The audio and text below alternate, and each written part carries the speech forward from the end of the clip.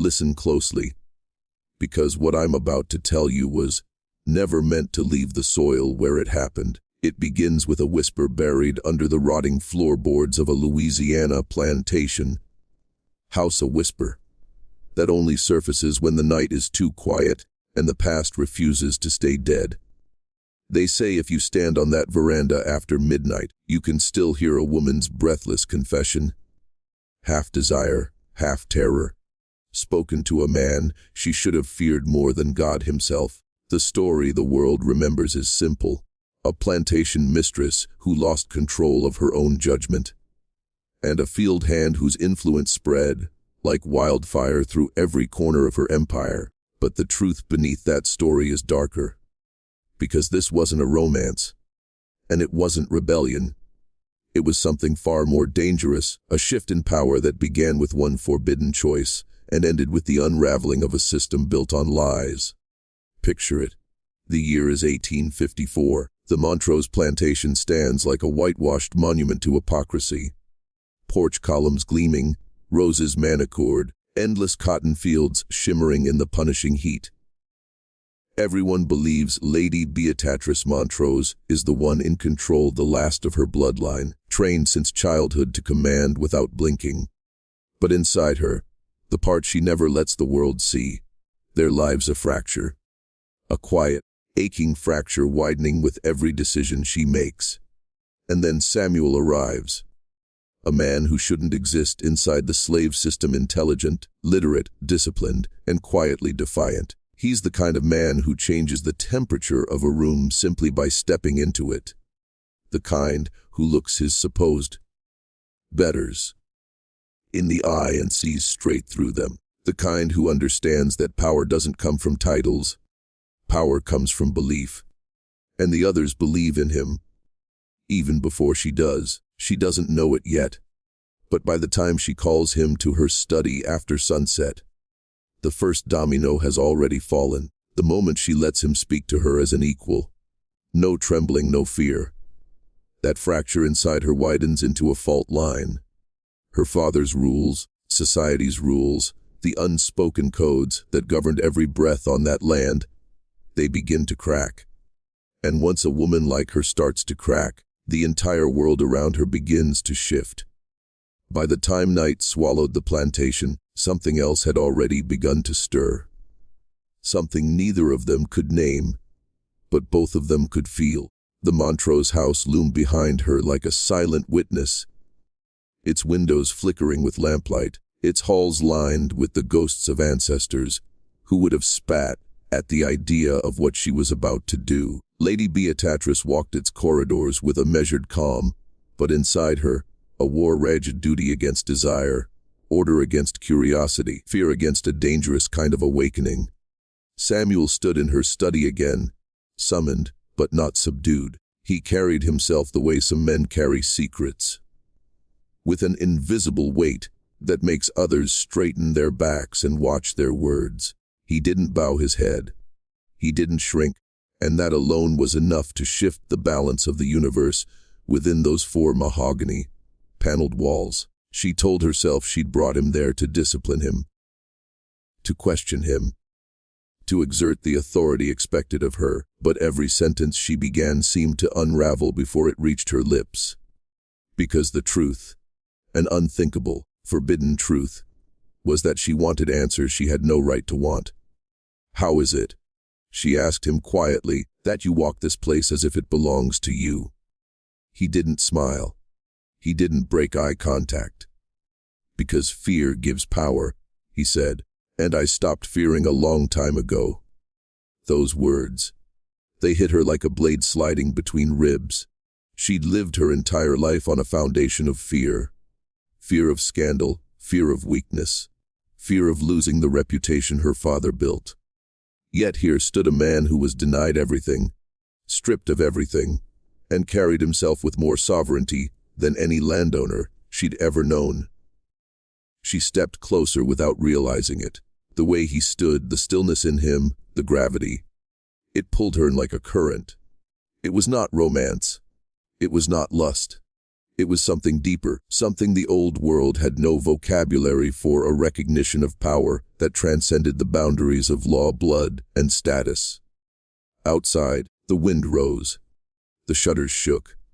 The scent of distant rain seeped under the door.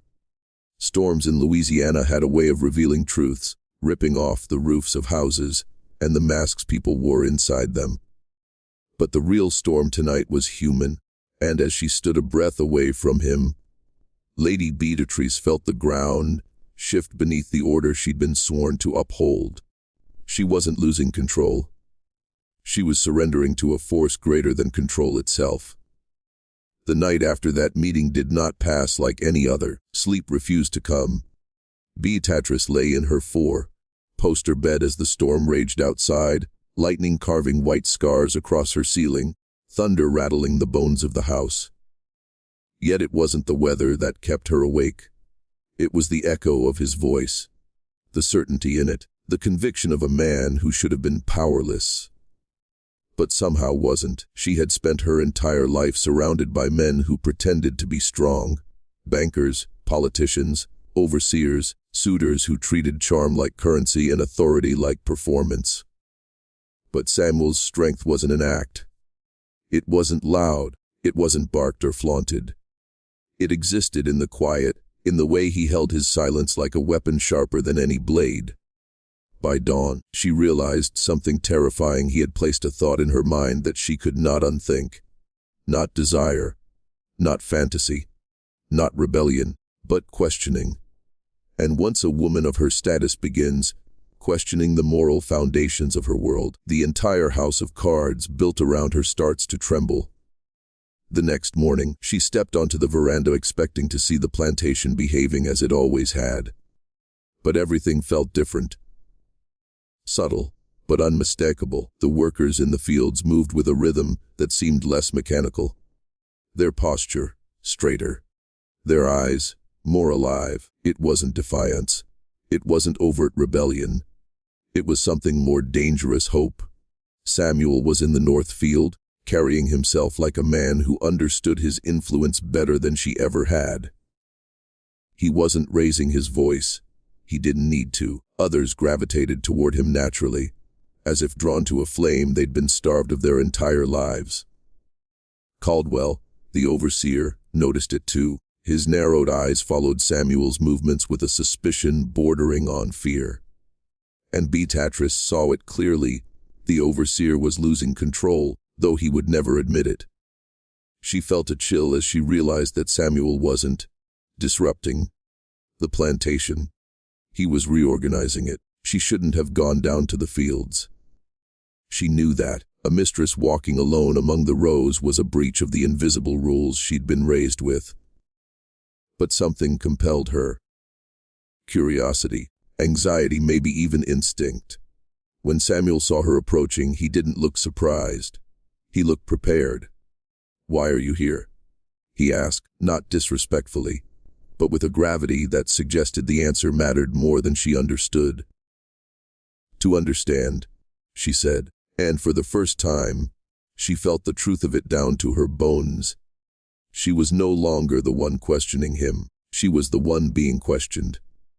The air in the north field felt strangely charged, as if the soil beneath them held secrets waiting to be unearthed.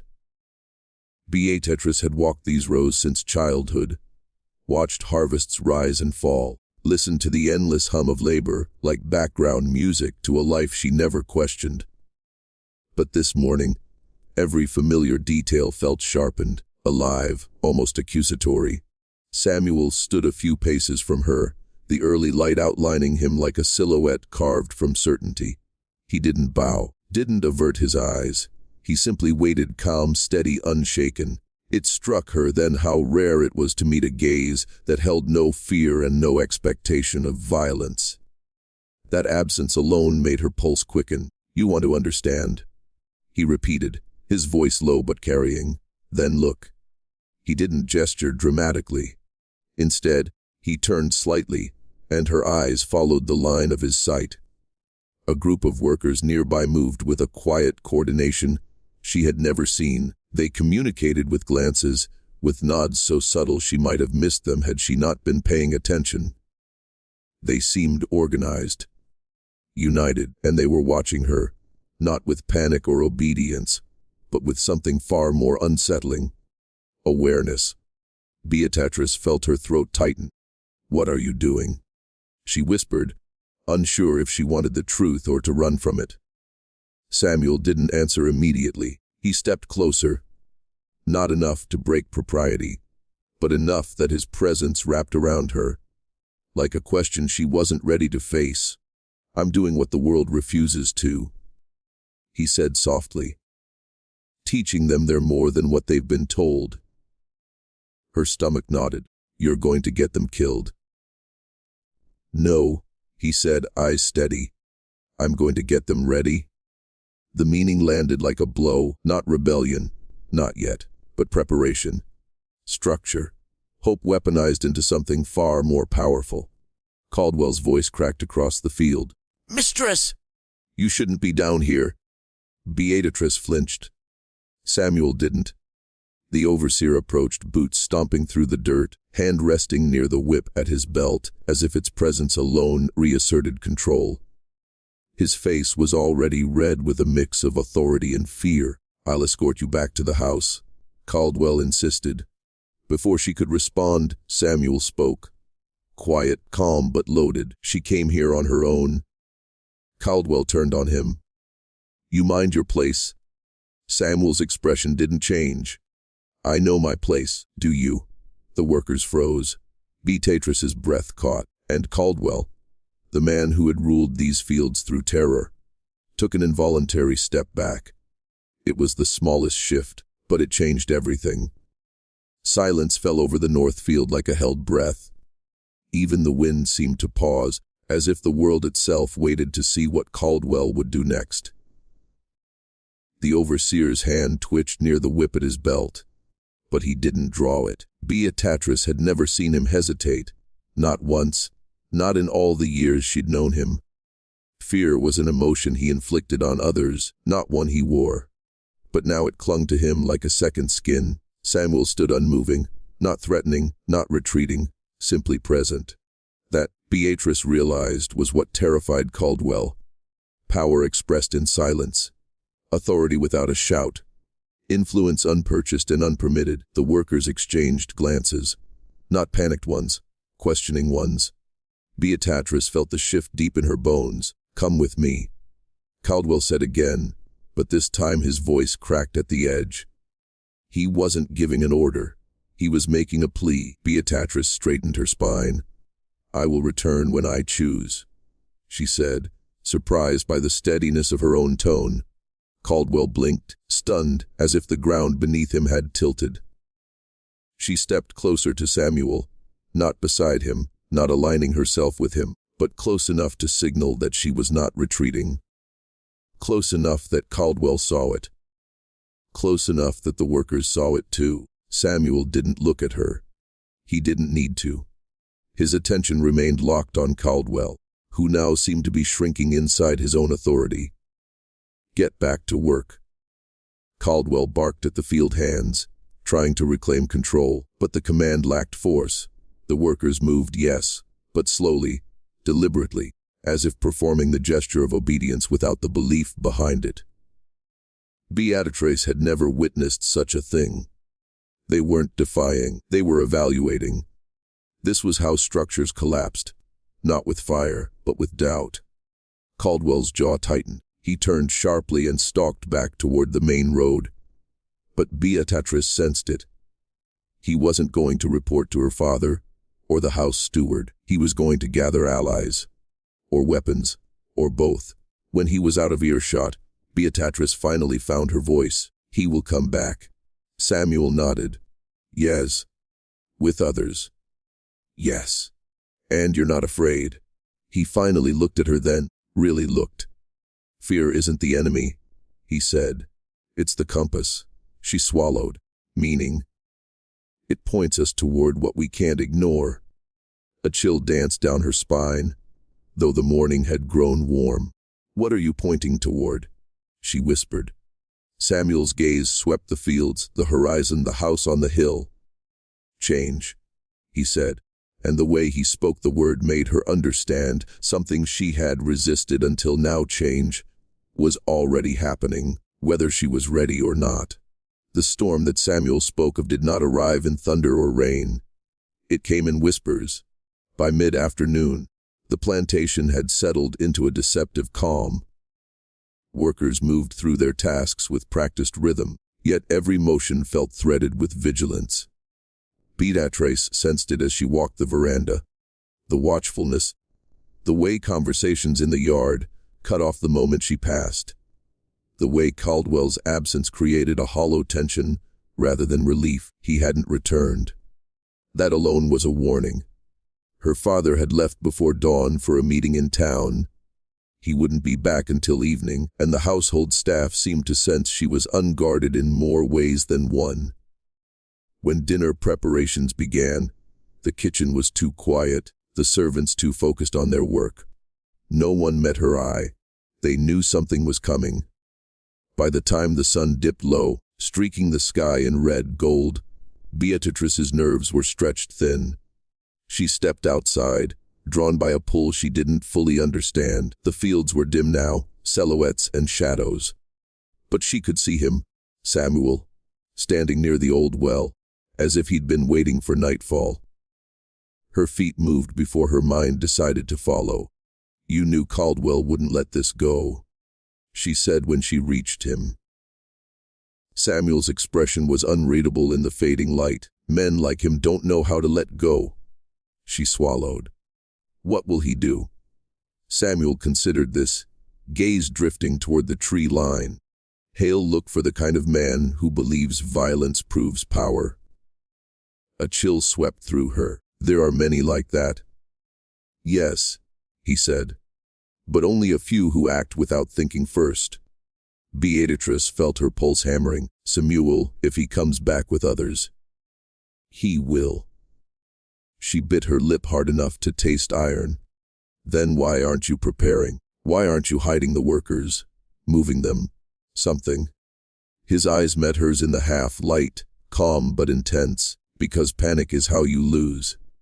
Preparation isn't running. Preparation is knowing when to stay still." She exhaled shakily. "I don't understand." "You will." He stepped closer, not touching her, but close enough that his presence felt like an anchor in a sea of uncertainty. "What do you want from me?" she whispered. Samuel's voice softened, but didn't lose its weight. "The truth." Beatrice froze. "Your father doesn't run this place," he continued. "Caldwell doesn't. Even I don't." Her breath caught. "Then who does?"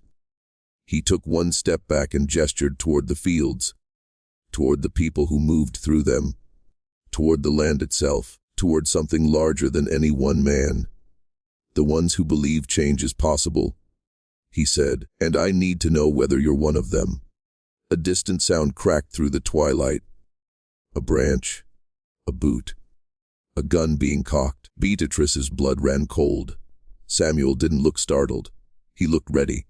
The sound came again, sharp, metallic, decisive. Not a branch snapping, not an animal. Beatrice knew enough of the world's darker corners to recognize the unmistakable click of a firearm being prepared. The twilight, moments ago tranquil, now hung heavy with threat. Samuel's posture shifted, almost imperceptibly. His shoulders angled, weight balanced, eyes narrowing toward the tree line. Not fear, calculation. A predator's awareness, not prey. "Stay behind me," he murmured. Beatrice obeyed without argument. Her breath quickened, cold fingers sliding up her spine, despite the lingering southern heat. The shadows beneath the pines thickened, and when a figure stepped out, her entire chest tightened. Caldwell. But he was not alone. 3 men flanked him. Landless whites from the far outskirts, men who drank their anger like water and sharpened their pride on the suffering of others. Their faces were half, lit by the dying sun, twisted with intent. Caldwell held a gun. The others carried clubs, ropes, a rusted blade. "Evan Mistress," Caldwell said, voice slick with false politeness. "You've been keepin' strange company." Beatrice forced her chin up, despite the tremor in her limbs. "Put the gun down." He laughed, short, ugly. "Not tonight." Samuel took a single step forward, and the men stiffened. Caldwell aimed the barrel squarely at his chest. "You move again," he hissed, "and I'll drop you where you stand." Beatrice felt the moment teeter. Like a glass on the edge of a table, Samuel didn't raise his hands. Didn't back down. His voice, when he spoke, was calm enough to unnerve even the men gripping their makeshift weapons. "You don't want to fire that gun." Caldwell's jaw clenched. "Don't tell me what I want." "You want control," Samuel said, "and pulling that trigger means you've lost it." The workers in the nearby field had gone still. Silent silhouettes watching, waiting. Something simmered in their stance. Uncertainty mixed with awakening resolve. Caldwell saw it too, which only made him more dangerous. "You been stirring them up," he snarled. "Filling their heads with ideas." Samuel didn't deny it. "Ideas aren't the danger. Men like you are." The moment cracked. Caldwell jerked the gun upward, finger tightening on the trigger. "Stop!" Beatrice shouted, stepping between them before she could think, instinct overruling terror. The barrel swung toward her with terrifying speed.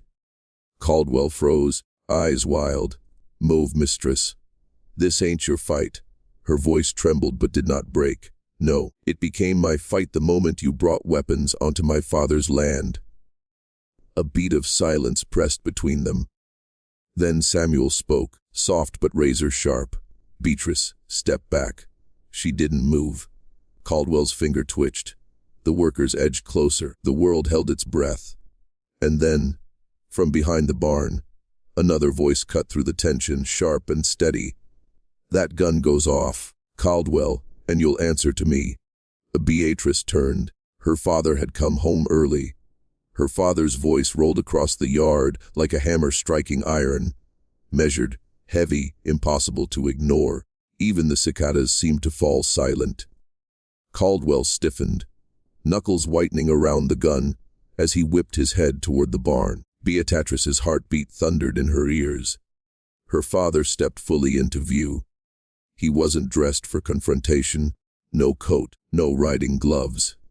Just dust from the road clinging to his boots, and the fatigue of a long day lining his face. But none of that softened the authority he carried.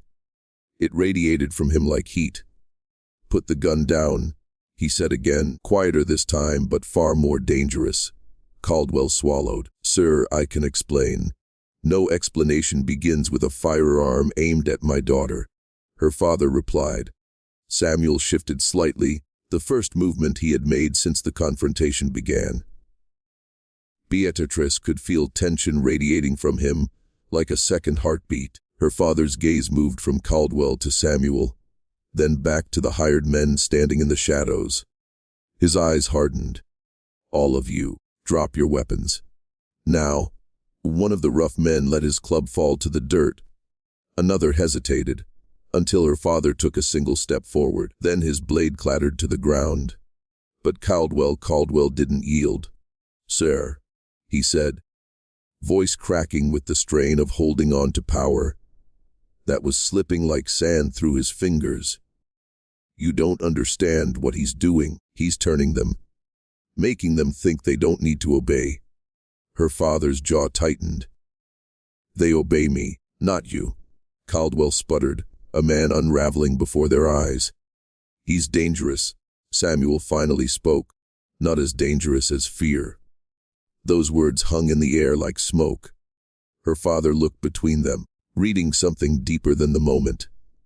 Tension etched into the soil, into the rhythm of the fields, into his daughter's stance beside Samuel. Understanding flickered through his eyes, though what he understood was unclear. "Caldwell," he said quietly, "this ends now. Put the gun down." For a long, terrible moment, Beatrice feared Caldwell would do something desperate. His eyes darted toward Samuel, toward the workers gathering behind him, toward Beatrice's father. Then his expression twisted. Shame, fury, panic, all knotted into something ugly. He lowered the gun halfway. Not enough. Her father's voice sharpened. Drop it. Caldwell's hand shook. You'll regret this, he whispered. Beatrice didn't realize she'd been holding her breath until the gun finally hit the dirt with a dull zeld. Her father exhaled, shoulders loosening just slightly. You're finished here, he said. Collect your things and leave before nightfall. Caldwell looked at Samuel with a hatred so sharp it gleamed. This ain't over. Then he spat at the ground and stalked away, his men trailing behind him. Silence settled again, thick, uneasy. Beatrice's father turned to her, voice low but trembling at the edges. What in God's name happened here? Beatrice opened her mouth, but another voice answered first. Samuel's, the truth happened. Her father's eyes darkened. You, inside, both of you. The reckoning wasn't over. It had only begun. The front door of the Montrose house closed behind them with a thud that echoed like a verdict. Inside, the air was thick, scented with polished wood, waxed floors, and the faint trace of candle smoke. Beatrice could feel every shadow, every line of the architecture, as if the house itself were judging her. Nothing would ever be the same again. Her father sat at the long dining table, fingers steepled, eyes sharper than any blade. He looked at Samuel with a caution that did not hide its curiosity, and at Beatrice with a mixture of fear, confusion, and restrained fury. Explain, he said simply. The single word carried the weight of generations, authority born from plantation, wealth, and blood. Beatrice opened her mouth but faltered. Samuel's gaze, calm and unwavering, held her in place. She realized something then. She wasn't the one speaking tonight. She was a witness. Samuel began. His voice was quiet, deliberate, cutting through the tension like a surgeon's scalpel. I teach. I prepare. The people in the fields, the quarters, the ones you call property, they are not property. They are potential. They are power, and power cannot be contained by fear alone. Her father's eyes narrowed. Do you claim to control my people? I claim only that I awaken them to their own strength. Samuel replied, that is all. Beatrice watched her father's hand twitch near the silverware, a man trained to assert dominance, to remind the world who held life and death in their grip. But tonight, that hand hovered uselessly. He could no longer move the pieces with absolute certainty. The board had changed. You understand, Samuel continued, that the plantation system itself depends on ignorance, on obedience, on silence. Remove those, and what remains? You fear it, I embrace it. Her father leaned back, exhaling slowly. And you, my daughter? His gaze sharpened, piercing. Where do you stand in this awakening? Her Beatrice swallowed. Her pulse throbbed in her throat. Every lesson her father drilled into her, every line of etiquette, every whisper of propriety, they all screamed at her to recoil. Yet here, in this charged room, she understood something profound. She could no longer occupy the space of obedience. She could not unsee what she had witnessed. I stand, she said finally, voice low but firm, with the truth. Not the rules, not the fear, the truth. Her father's eyes flickered with something she could not name, pride, shock, doubt. Perhaps all three. Samuel inclined his head ever so slightly. Outside, the plantation settled into the hush of evening, the workers' movements slow and deliberate, the fields heavy with anticipation. Change was no longer coming. Change was already present, crawling through every shadowed corner, every whispered thought. Beatrice understood that tonight, she had stepped beyond the boundaries of her life, beyond control, and into something far more dangerous. The world of Montrose Plantation would never return to its old order. The house settled into an uneasy quiet, but the silence was deceptive. Secrets, like smoke, linger in the corners, and Beatrice felt their weight pressing against her chest. Samuel didn't speak immediately after her declaration. He simply watched, measured, letting the room absorb what had been said. The workers' whispers, the field's hidden rhythms, the subtle currents of power. They all seemed to pulse within him, as if he were connected to forces the world refused to acknowledge. Her father's gaze shifted, sharp and probing. "Do you understand?" he said, voice low. "What it means if fear is removed from the equation, what it does to the people under your authority?" Beatrice's throat went dry. She did, and yet she didn't fully. She had spent her life immersed in systems of control, everything meticulously calculated, everything measured. But what Samuel revealed tonight was something older, more insidious, the power that existed when control was perceived rather than enforced. When obedience became choice, not compulsion. Samuel's eyes met hers, and she understood his meaning without words. He was not merely teaching literacy or instilling defiance. He was awakening awareness.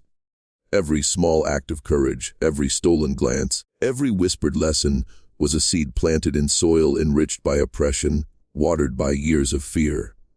And seeds once planted could not be recalled. "You cannot stop it," Samuel said finally, voice soft but unyielding. "Not by law, not by threat, not by the authority you inherited. Once minds awaken, nothing else holds sway." Beatrice's fingers dug into the edges of her chair. "And if they rebel, they will," he said simply. "But that is not failure.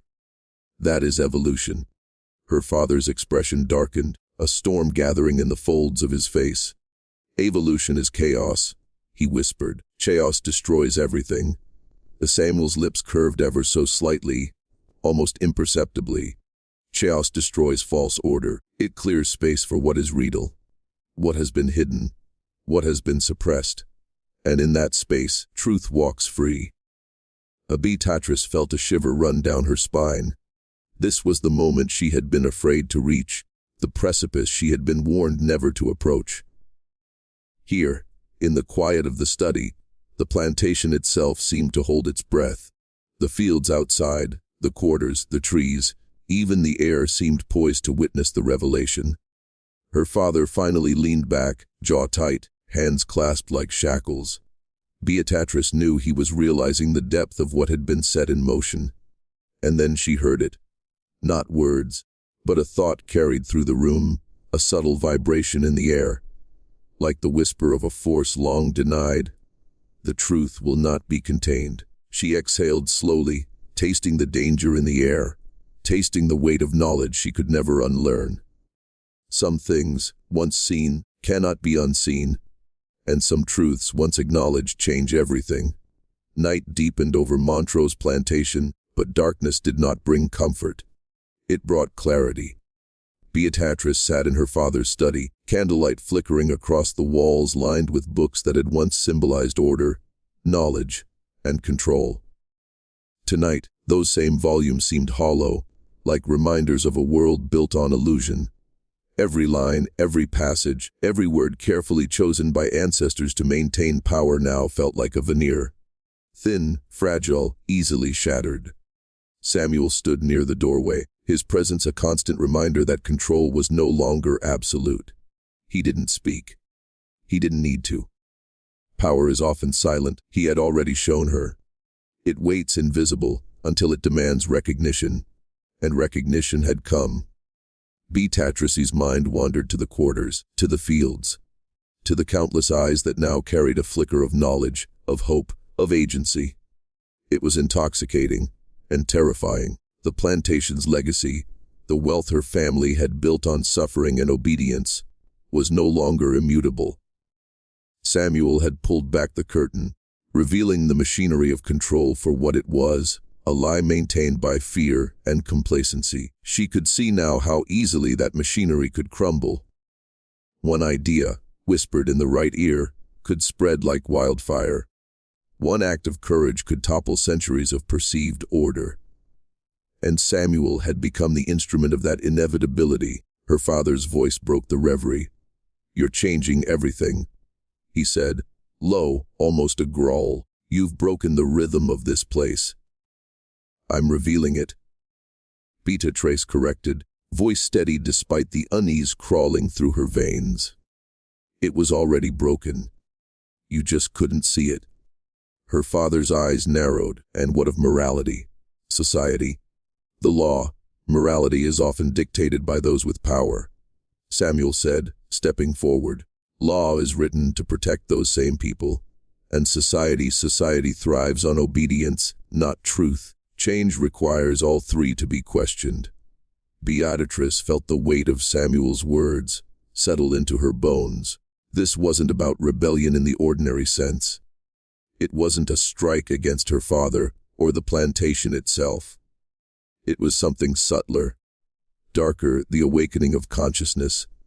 In those who had been denied it, the shift of power from fear to understanding. She thought of the women in the quarters, their faces lined with exhaustion and unspoken stories, and of the children who would inherit this soil, and she understood the danger in full history was not a river flowing away from them. It was a storm rising beneath their feet, carrying everything in its path. The candle flickered once more, shadows dancing across the walls. Beatrice leaned back in her chair, realizing the truth. She could never unsee the plantation, had never truly belonged to her family. It belonged to the minds and wills that refused to be broken. And Samuel had awakened them all. The night deepened, but the darkness was no longer empty. It was alive with the weight of knowledge. Beatrice felt it pressing against her like a living thing, crawling along her spine, settling in her chest. Samuel's presence was steady, a silent anchor, but it was not him alone. It was the truth he carried. The forbidden awareness of systems hidden in plain sight, the manipulation embedded in centuries of governance and authority.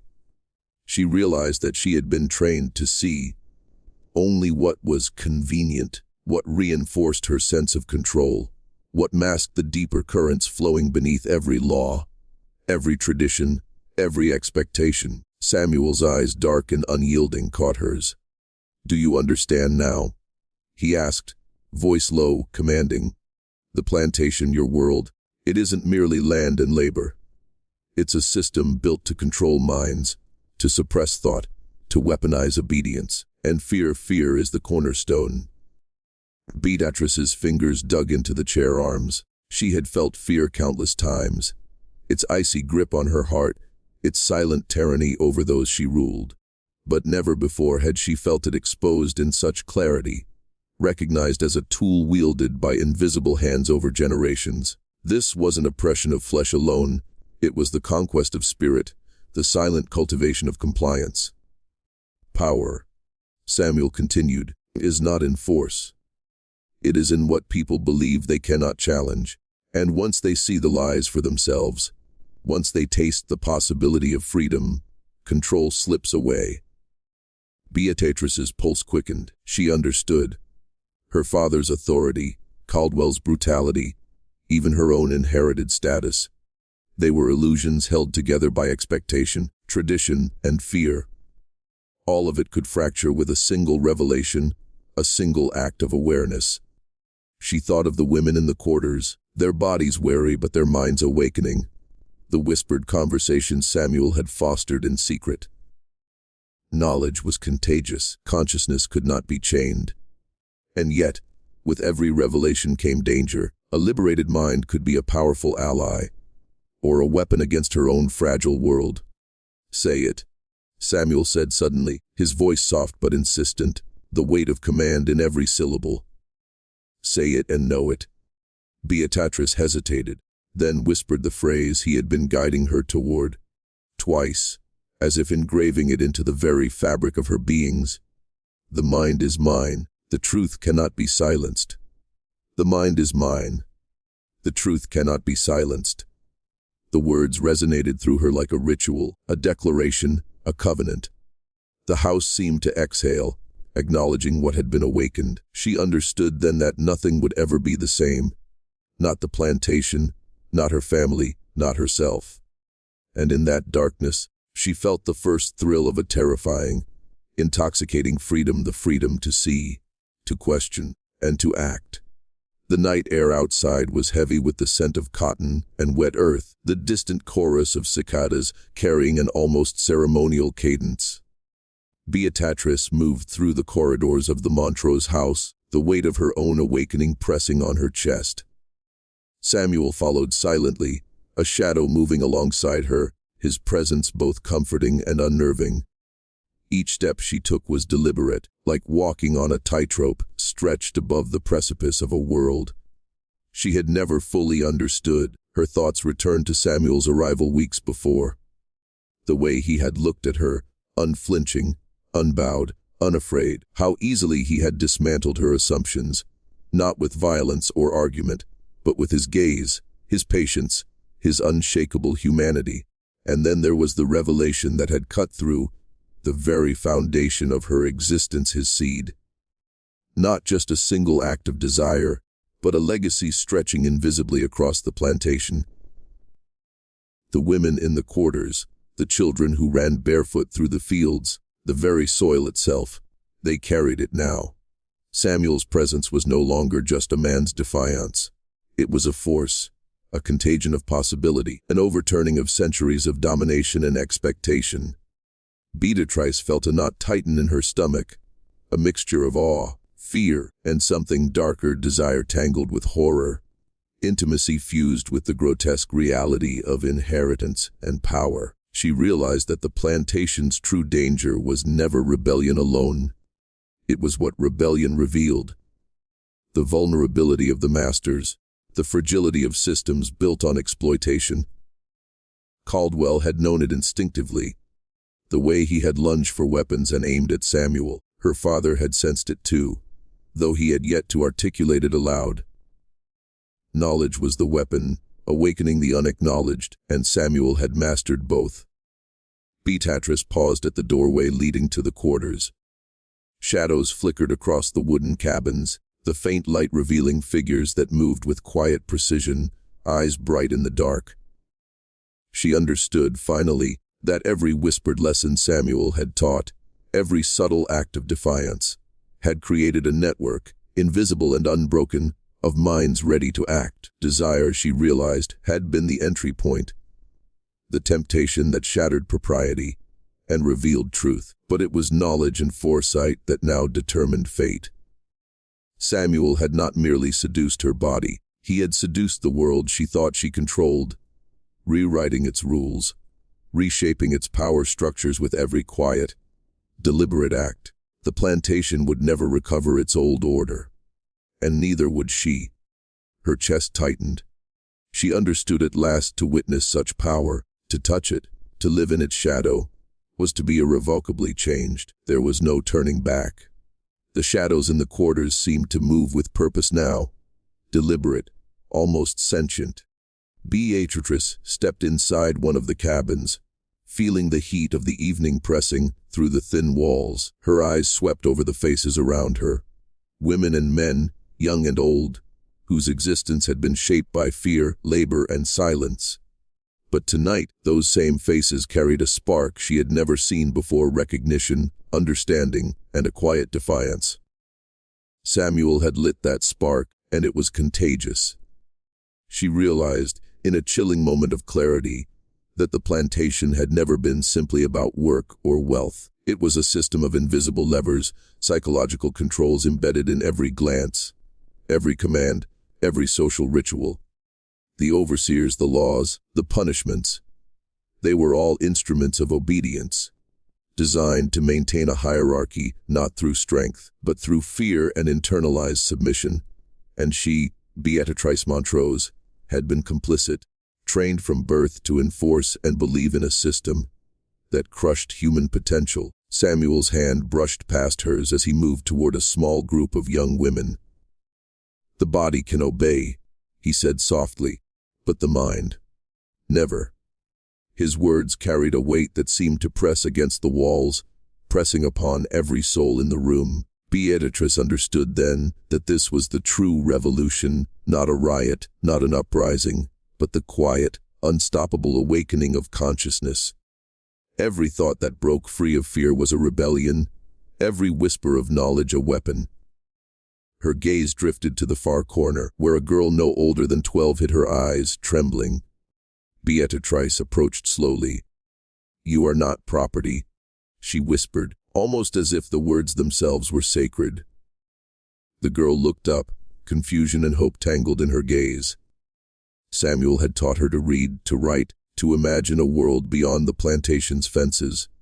And now that vision spread like wildfire, invisible but unstoppable. The full magnitude hit Beatrice. This was no longer about desire, no longer about forbidden unions, no longer about lust or rebellion alone. This was about legacy.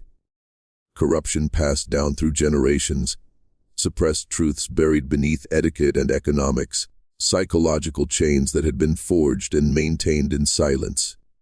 Samuel had unshackled them.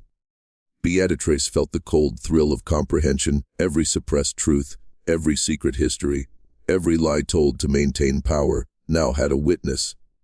She was no longer a passive observer, she was a participant. The plantation, the family, the hierarchy, all of it could crumble, not by force, but by consciousness awakened, by knowledge that refused to be silenced. Her lips parted in awe and fear. Samuel's eyes met hers, dark, commanding, unyielding. "Once you see it," he said, "you cannot unsee it. The corruption, the lies, the truth will follow you forever." Beatrice swallowed, feeling the shift in her own spine, her own mind. There was no returning. The past had been broken. The present was a weapon, and the future was theirs to seize or destroy.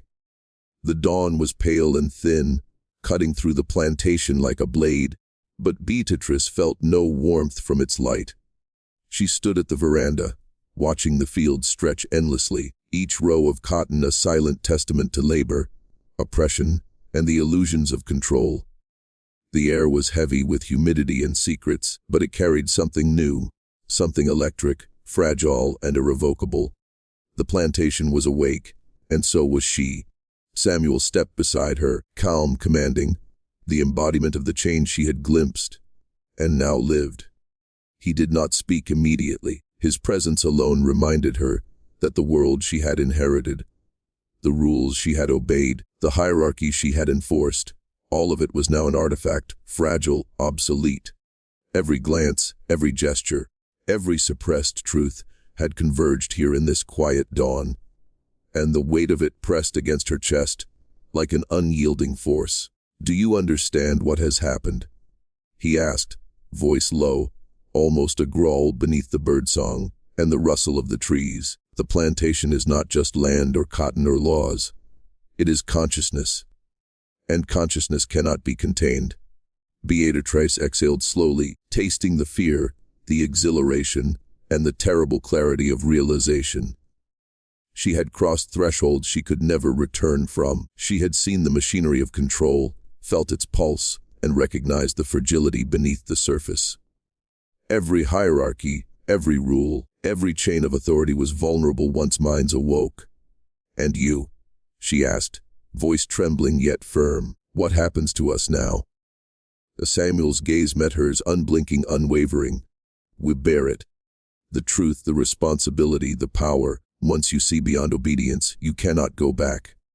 You carry it like a weapon or a curse. The choice is yours, but the knowledge is irreversible." Beatrice felt the enormity of his words settle into her bones.